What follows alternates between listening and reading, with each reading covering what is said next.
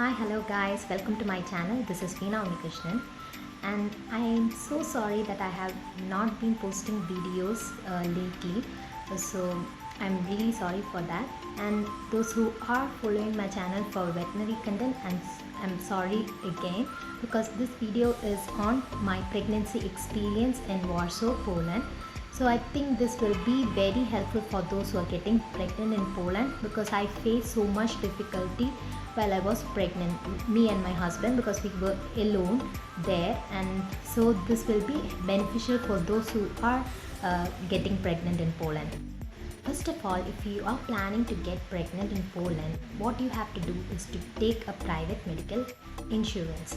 So if you are working, you will be covered by a private medical insurance by your company, and if you are not working, if you are a spouse of a person who is working, then you can also get covered by paying a certain amount of money for your wife or husband in your company. So that is the primary thing you have to do, because the expense for pregnancy test and pregnancy is really very high in Warsaw, and getting covered will help you with the cost. The main private health insurance provider in Warsaw, Poland is Medicover. Like two main private health insurance which I know of. So Medicover is the one which I was actually insured with. So even before you are planning to get pregnant, you can have a gynecological visit, and there are certain tests which is covered under this private medical insurance, which you can do even before you're getting pregnant. And also the cost for each individual test, you have to take monthly blood test and glucose test and so on later on when you are 7th month and all. So that is very expensive without private health insurance coverage. So you can have this for 1 year if you plan to get pregnant. That is very cost effective. So being an Indian, I will explain about the difference between what is the medical care difference in India and in Warsaw.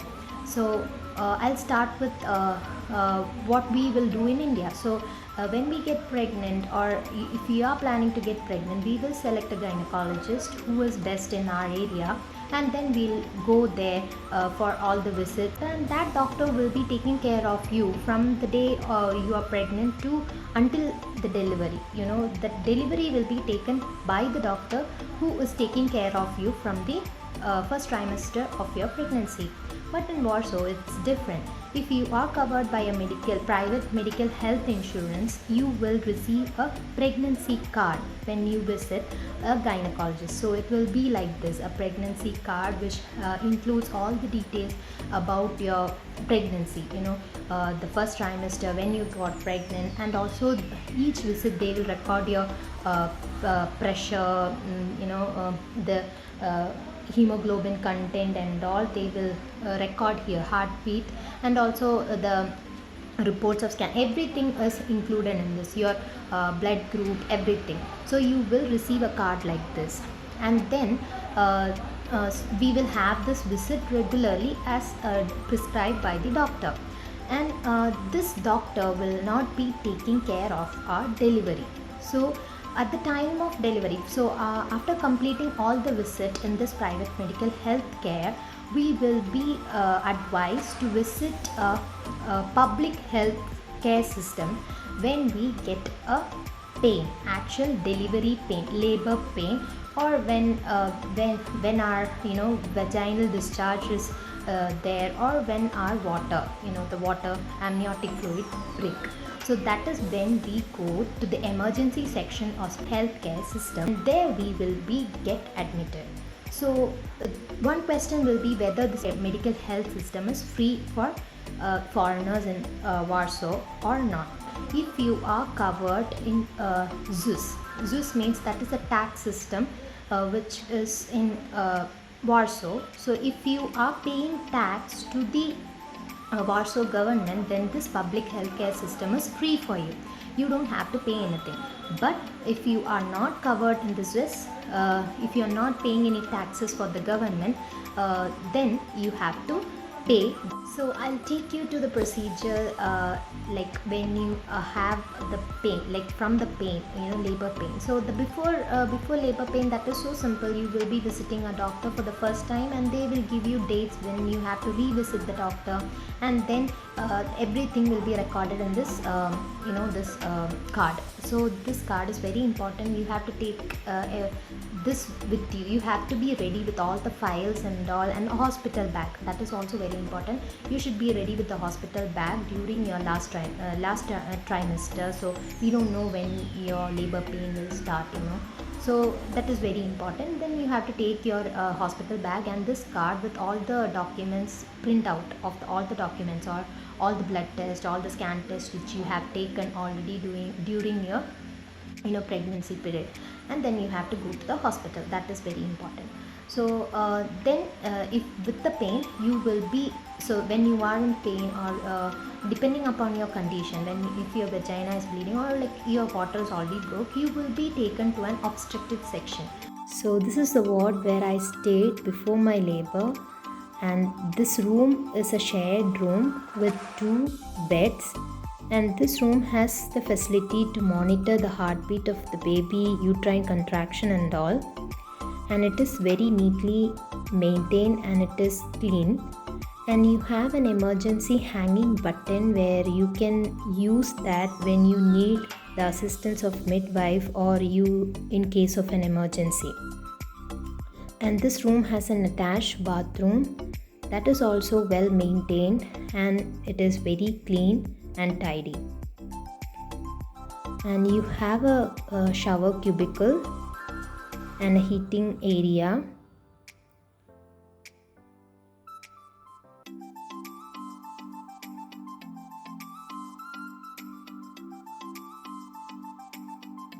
And also a mirror and a side shelf where you can keep your things. That's all about this room. And there is a kitchen in this ward where you can use the fridge, microwave and water. That is where you will be taken first. So you will be examined there, your condition, and then only you will be shifted to labor room. Labor room is where your husband can join you to see, or help you with the delivery. This is the labor room. It is very spacious. You have a bed and you have a bathtub where you can have a hot water bath during labor, and there is a washroom and a small gym or area where you can exercise during labor. And there is a small area where bed for your husband to rest as well. And you can see beside your bed there is a space for the newborn baby to be kept and cleaned there. Cleaning and all will be taking place in this area. Then after the delivery, your husband will be, won't accompany you. Then you will be shifted to a room where the pediatric care will also be given to your baby, as well as for you a gynecological care will be given. That is entirely a different ward. So there is 2 options. If you can stay in a single room with your husband, you have to pay for that. If you are not, and if you are sharing the room, you don't have to pay anything, and you will be shared with 2 or 1 person. In my personal opinion, that is very useful, because the language is a barrier when you get when you are in Warsaw. Most of you might have experienced that. So if you're lucky enough, you will get a person who speaks in English, and they can translate what midwives or the doctor is saying to you, and that will be very helpful. You should keep in mind that one of my friend, Agnieszka, who is a Polish lady, helped me, and we became friends, and she was the one who shared me tips of what are the benefits you will get if you're delivering a baby in Warsaw, even if you're a foreigner. So I will post a video on that, so stay tuned for that as well. You will get so many benefits, like in Polish zloty, when you are delivering a baby in Warsaw, Poland. I'm talking about my experience, and it's in St. Sophie. I actually received a very good medical health care, and all the midwives were so sweet and they were so attentive, and I didn't even feel the absence of my family there in the hospital. So that much care I was received from the midwives. So I was so happy with their medical attention. And you will be admitted in the hospital for 3 days, even if you are having a normal delivery or C-section. That is a minimum day, 3 days, because it depends upon your gynecological, if you are gynecologically good to go after 3 days to the house, then okay. Then also your baby will be examined by a pediatrician, and if the baby is also healthy and you are also good to go, then you will be given a discharge in 3 days. If you are not, and if your baby is having some problem, and if you are not gynecologically fit to go to your house, then you will be asked to stay in the hospital for a while, and everything will be taken care of by the midwives and everything, and you don't have to worry about anything. And because I was pregnant during the corona time, my husband wasn't allowed all the time in the visiting room, like after the delivery. Only during the labor he was allowed. And because I had an emergency C-section, he couldn't stay in the labor room for after that. So I was shifted to the operation theater, and then from there I was directly taken to the after the care, the C-section care. They took me to the other section which I mentioned. There my husband was allowed only for half an hour, and that too we have to inform the midwives that my husband will come tomorrow.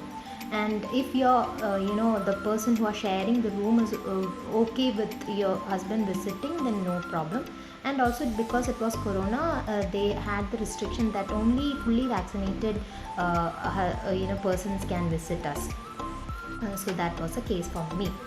And that is the information. And also, if you are wondering about the food which they were giving us, so initially I'm not a very good fan of bread and butter and all, so they gave bread, butter, tofu and all for breakfast. So this is a soup and breakfast served during the morning every day. But it is manageable. And also if you eat meat, that they'll give slices of pork and all for breakfast. And what I learned was, it was difficult for me, and my husband cooked me food and he gave me during this when he visited me.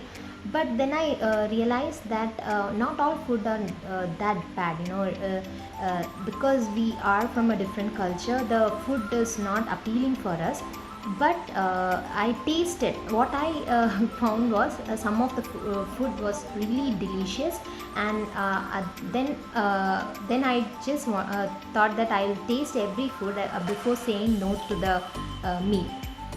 So I tasted some food, and that which was good for me I ate, and other I just discarded. So I don't know about you guys, so maybe some people will like. So my opinion is that just try out first before saying no. So sometimes you will like some dishes. It's not all dishes are bad. So this is the lunch which they have served us one day, and it always have a starter, then main course, and a dessert. It might be fruit, or sometimes it will be a cake. And for dinner, pancake was served, and lunch and dinner is not the same all the time. So you might have some doubts which public healthcare system we will be visiting, during our pain, or like when we are in labor pain. So for that, so we will decide early on, like in 7th or 8th month, that we will have to choose some public healthcare system near us. Like for us, Saint Sophie was near. This is a Saint Sophie hospital. It is in Zalazna 90, Warsaw, Poland. So we went to Saint Sophie. So if there is no beds available in Saint Sophie hospital, they will arrange ambulance, or if it's like an emergency, they will arrange ambulance and get you to another nearest public hospital where their bed is available for delivery. So so if you can select Saint Sophie, that's the best hospital which was available near us.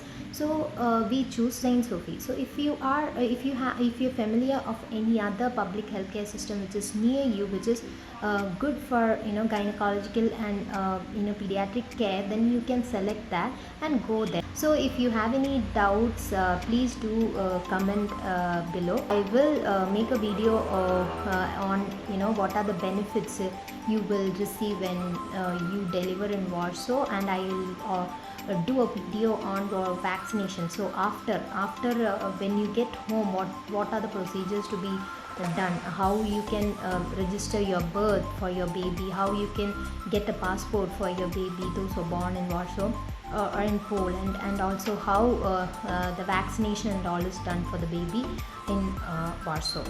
So that will be dealt in another video. So bye, stay tuned for my other video.